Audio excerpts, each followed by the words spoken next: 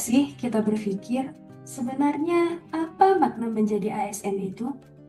Apakah hanya sekedar bekerja di balik meja, atau ada peran yang lebih besar di baliknya?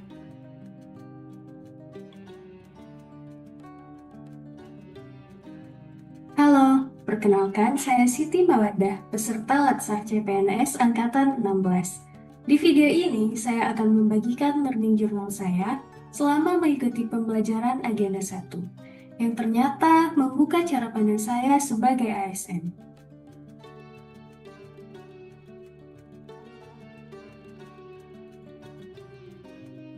Pada materi wawasan kebangsaan dan nilai-nilai bela negara, saya tidak hanya belajar teori, tetapi juga langsung menerapkannya melalui tugas rencana aksi bela negara atau RABN.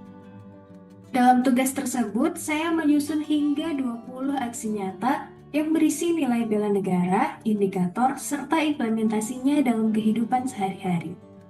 Dari sini saya menyadari bahwa bela negara tidak selalu harus dalam bentuk besar, tetapi justru dimulai dari hal-hal kecil yang konsisten dilakukan, seperti disiplin, tanggung jawab, dan kontribusi dalam lingkungan kerja.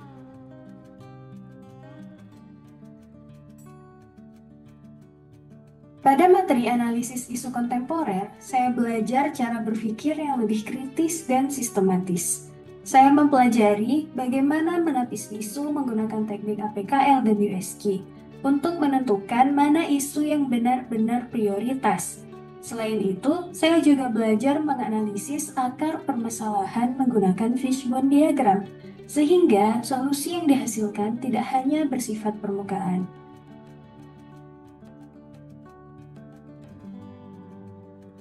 Pada materi keprotokolan, saya mendapatkan gambaran nyata bagaimana sebuah kegiatan resmi dipersiapkan secara profesional, mulai dari pembentukan panitia, seperti seksi acara, tamu, tempat, dan perlengkapan, hingga menyusun berbagai kebutuhan teknis seperti rundown acara, daftar tamu, susunan pejabat, layout tempat, dan daftar perlengkapan. Dari sini saya memahami bahwa sebuah acara yang terlihat sederhana sebenarnya membutuhkan perencanaan yang sangat detail dan koordinasi yang baik.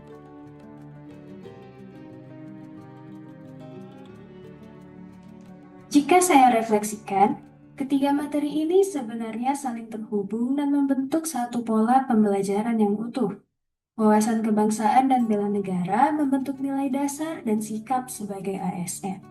Kemudian, analisis isu kontemporer membentuk cara berpikir yang kritis, analitis, dan solutif dalam menghadapi berbagai permasalahan. Dan akhirnya, keprotokolan menjadi bentuk implementasi nyata bagaimana ASN bekerja secara terstruktur, profesional, dan penuh tanggung jawab dalam menjalankan tugas. Jadi, bukan hanya tentang apa yang kita kerjakan, tetapi juga tentang bagaimana kita berpikir dan nilai apa yang kita pegang dalam bekerja.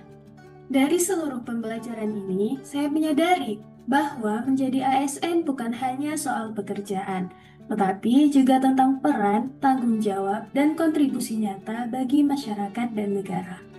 Hal yang paling saya rasakan adalah perubahan cara berpikir saya, menjadi lebih sadar, lebih kritis, dan lebih terarah dalam bertindak.